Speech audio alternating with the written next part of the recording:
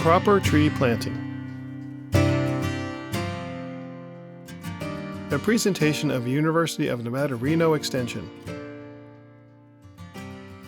by Wendy Hanson-Mazette and Heidi Kratch. There are many things we learn quickly when living in the arid West. Like how we experience both snowstorms in the winter and hot temperatures in the summer. When it comes to dealing with the heat, one of the most important lessons we learn is that having a shade tree in the summer is priceless.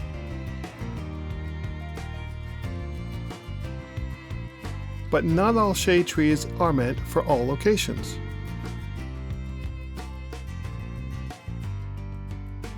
We need to take the time to choose the right tree with the right characteristics for the right location. With proper planting and care, we'll find our home takes on a new look and feel.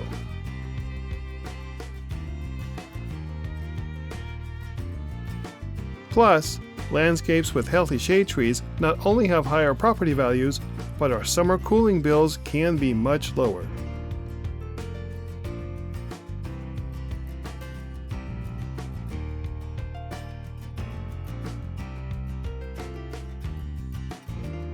Today, we will look at how to properly select and plant a small container-grown tree.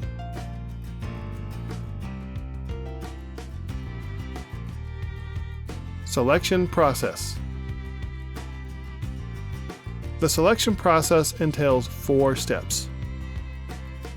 1. Asking the right questions. 2. Examining the space.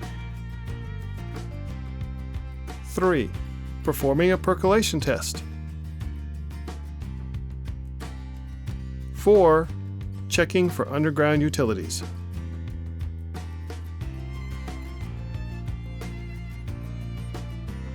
Asking the right questions. First things first, we need to determine what we want. We can visit a local park or arboretum to get ideas. We can take photos of trees that interest us. If we are not sure about the type of tree we like or what is best for us, we can find tree experts at the local extension office or nursery who are happy to answer questions and provide suggestions.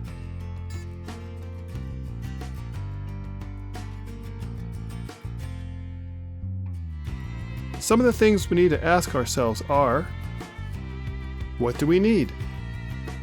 How much space do we have? Do we want an evergreen tree with needles and cones?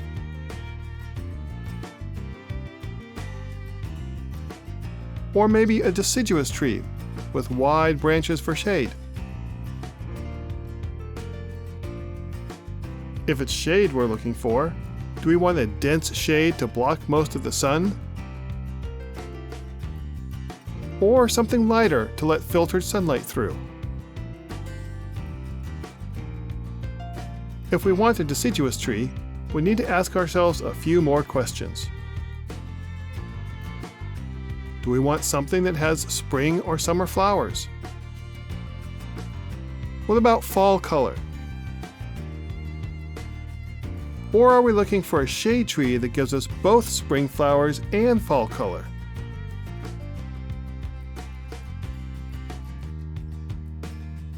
These are all questions that can help us narrow down our search for the perfect tree.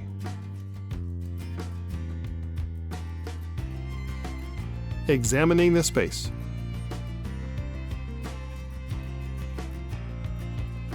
Once we have answered these questions and know the characteristics we want, we need to examine the physical space.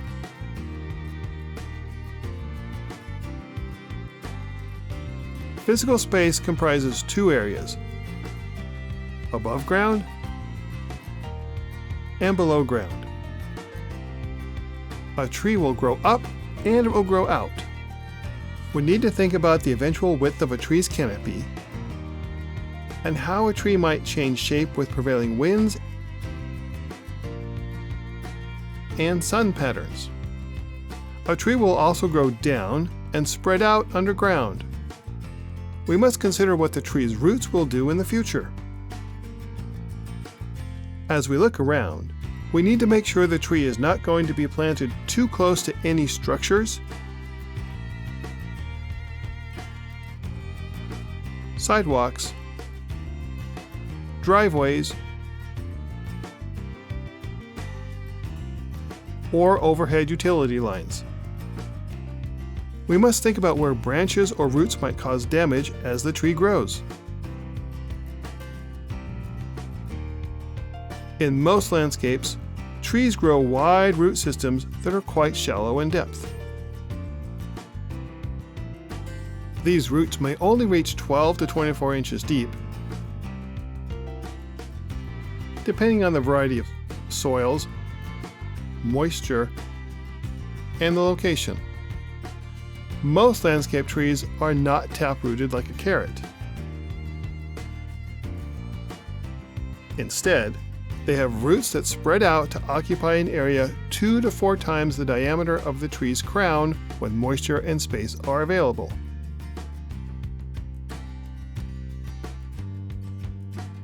To make sure a planting site is suitable, it is always a good idea to perform a percolation test to determine soil drainage before planting.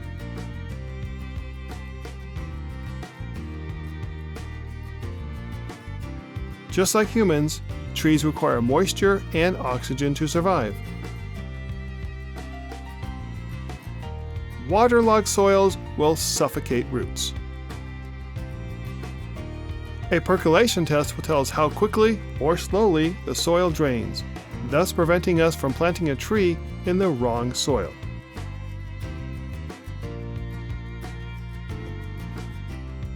Performing a percolation test.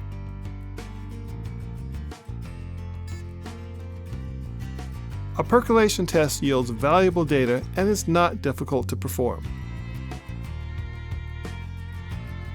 Steps for a simple percolation test are: 1. Dig a hole 8 to 12 inches wide and deep.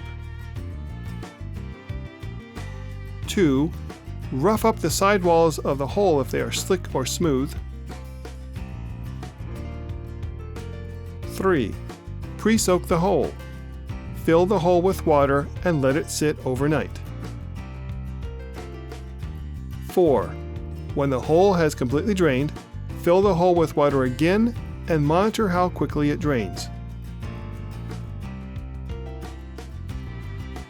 Our goal is to see how long it takes for the water to completely disappear or how many inches the water drains in an hour. If the water drains in less than 5 to 10 minutes, or it drains more than 1 inch an hour, we have well-draining soil. If the water drains at 1/2 an inch an hour, we have moderate draining soil. In most cases, trees and plants will do well in both well-draining and moderate draining soils. If the water takes more than 6 hours to drain, we have slow draining soil, and this may not be a good location for our tree.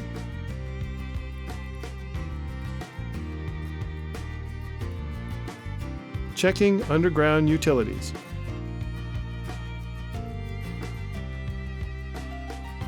We then need to check potential hazards and barriers below our feet.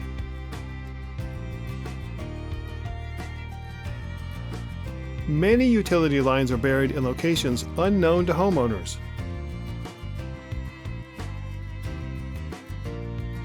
Fortunately, there are free services available to locate these lines.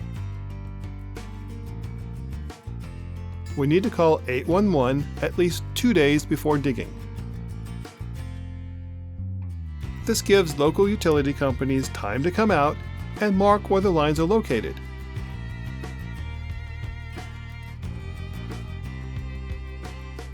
Like power,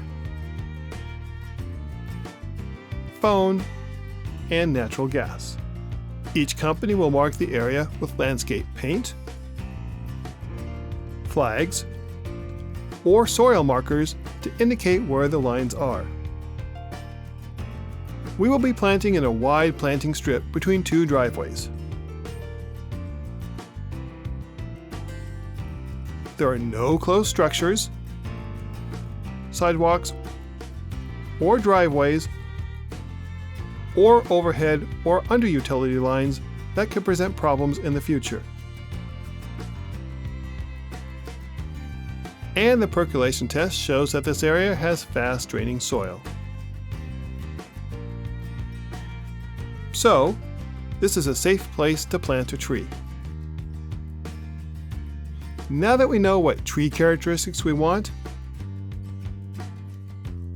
and have a suitable location, it's time to go shopping. Choosing the tree. When we go to the nursery, we need to remember all the key features we want in our tree.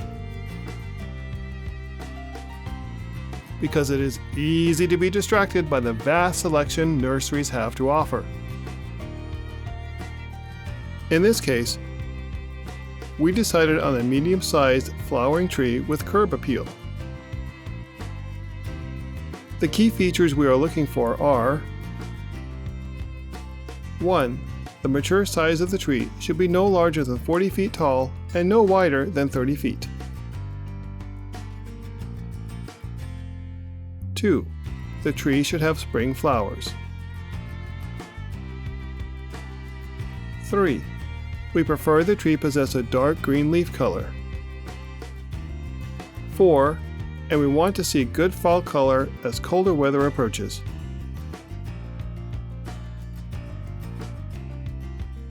The Chanticleer flowering pear has all these characteristics and is exactly what we are looking for. While it is small now, it will grow to around 30 feet tall and not grow wider than 20 feet. It also meets our desire for a tree with spring flowers and great fall color. Placing the tree in the ground. To give the tree the best opportunity to grow a good root system, we need to dig a proper hole. We want a hole that is not too deep, but is wide. We must remember that the tree roots will grow in the top 12 to 24 inches.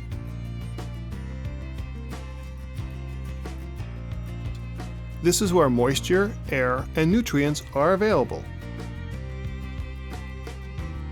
When it comes to tree planting, a wider hole is better and will help the new tree survive, especially in compacted soils. Here we are digging a hole that is at least 2 to 3 times wider than the root ball, at the same depth as the tree was planted in the pot. We can easily measure the depth of the root ball with the tools we have on site. Now we place the tree near or in the hole, remove it from the container, and gently loosen the root ball. Loosening the roots will allow for better water absorption and frees the roots to begin growing into the native soil.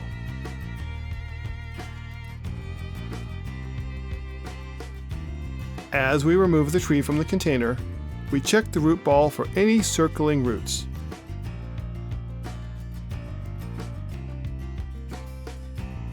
These problematic roots should be cut so that the tree doesn't develop issues with girdling in the future.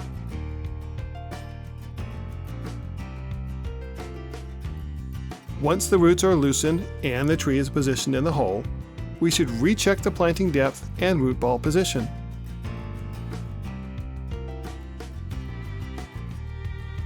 Once we are satisfied that it is at the right depth and the tree is straight, we can begin filling the planting hole.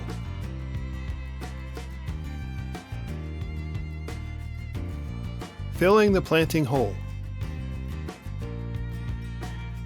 Nevada generally has soils with low organic matter, but we still want to rely primarily on native soil when filling the planting hole. The native soil is where the majority of roots will be growing as the tree reaches maturity. To improve our soils, it is beneficial to blend in amendments like compost in the top 6 inches. This will improve the soil's health by increasing available organic matter and moisture holding capacity. We can use our feet or a shovel to gently pack the soil and reduce any air pockets. Now we can start adding water to soak the root ball and fill soil.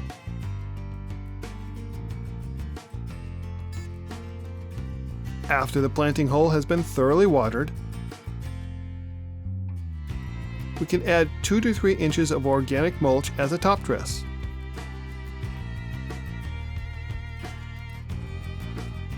It is important not to pile mulch over the tree trunk and graft union. This can lead to insect or rodent issues. Mulch is important to help reduce moisture evaporation and reduce weeds from growing around the tree.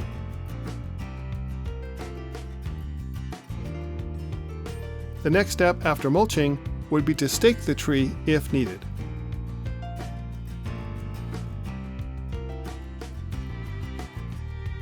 If the tree feels stable in the ground, then we typically do not need to stake it. On the other hand, if we're in a high wind area, we may want to consider providing extra support. The final step is to place appropriate irrigation around our tree. If we do not have an established irrigation system, the tree should be watered by hose at least weekly during the growing season. During the winter months, moisture can be unpredictable, so we need to remember to hand water our newly planted tree a few times during the winter months to ensure the soil does not dry out.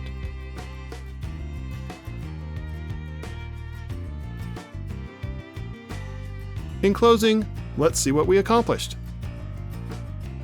First, we took the time to determine our needs.